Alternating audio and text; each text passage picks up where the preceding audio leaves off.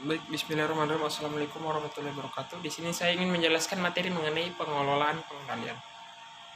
Pengelolaan pengembalian yang dimaksud di sini itu adalah kegiatan yang dilakukan oleh manajer sistem informasi untuk meyakinkan bahwa pengendalian dalam sistem teknologi informasi itu masih tetap dilakukan dan masih efektif dalam mencegah gangguan-gangguan terhadap sistem informasi. Nah, biasanya gangguan terhadap sebuah sistem informasi itu dibagi dua, ada gangguan yang tidak disengaja dan gangguan yang disengaja.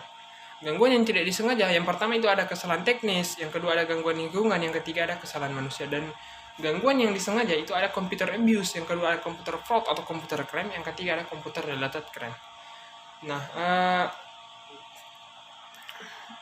lalu di sini kita harus membina pelaku dalam, artinya supaya tidak terjadinya tindakan cracking atau hacking di dalam yang dilakukan oleh orang-orang yang berada di dalam perusahaan itu sendiri. Yang pertama itu memberi perhatian terhadap karyawan, yang kedua melatih karyawan, yang ketiga ada prosedur dalam melakukan prosedur perekrutan karyawan, pemindahan dan pemberhentian itu harus punya prosedur yang jelas. Lalu pengendalian dalam sistem informasi itu ada pengendalian secara umum dan pengendalian aplikasi. Pengendalian secara umum itu yang pertama ada pengendalian organisasi, yang kedua ada pengendalian dokumentasi, yang ketiga ada pengendalian kerusakan perangkat keras, yang keempat ada pengendalian keamanan fisik, dan yang kelima ada pengendalian keamanan data. Pengendalian organisasi itu terdiri dari pemisahan tugas dan pemisahan tanggung jawab.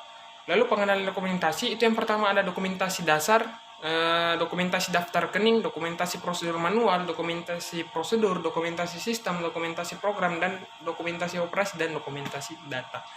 Pengendalian perangkat keras itu ada parity check, dual rate check, validity check, read after write check, dan echo check.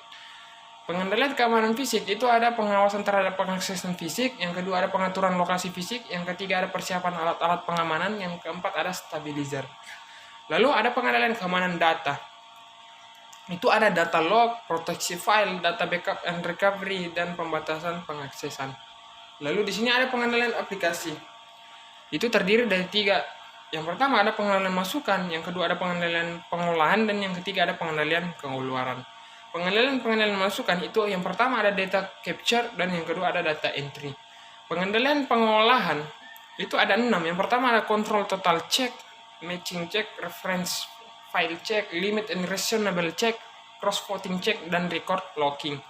Pengendalian keluaran itu yang pertama ada pengendalian keluaran berbentuk hard copy, yang kedua ada pengendalian keluaran berbentuk soft copy.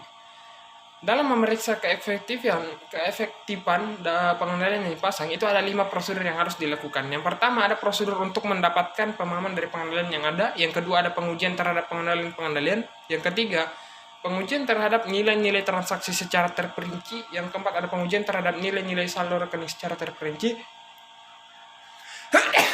yang kelima itu ada prosedur kaji analytical. Mungkin itu saja dari saya, kurang dan lebihnya mohon dimaafkan. Wassalamualaikum warahmatullahi wabarakatuh.